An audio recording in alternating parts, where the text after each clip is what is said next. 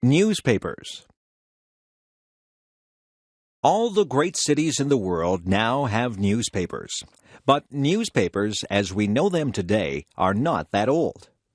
The very first newspapers began long after the invention of printing. They started in Europe in the 1600s and were usually only a couple of pages long. For a long time, newspapers were not very common. Governments didn't want public discussion of their policies and decisions. Often, they closed down papers or taxed them heavily. The stamp tax on newspapers and pamphlets was one of the causes of the American Revolution. Newspapers began to grow in size when they discovered advertising as a source of income. Nowadays, advertising is the main revenue source for most newspapers. As newspapers became more widely circulated, they could ask for more money for their advertisements. By the late 18th century, newspapers were in common use in Europe. The 1800s and early 1900s was the golden age of newspapers.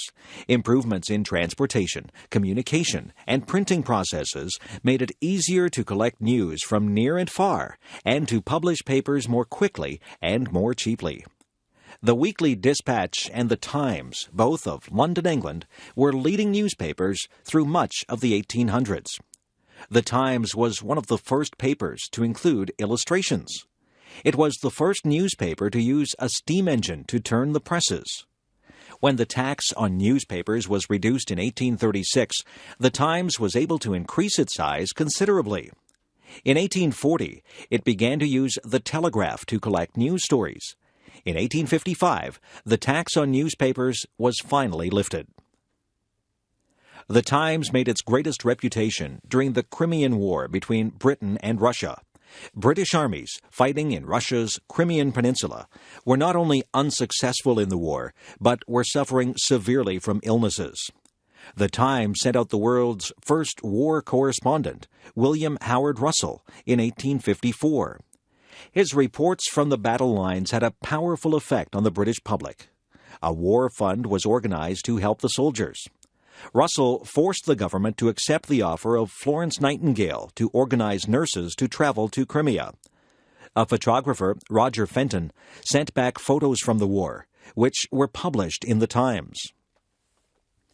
Meanwhile, in America, a more popular approach to newspapers had developed. The newspaper had spread west with the pioneers, and nearly every little settlement had its own paper.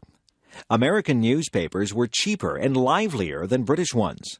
They were aimed at the average person rather than the governing class. Examples of the new style of editing and publishing were Joseph Pulitzer and William Randolph Hearst.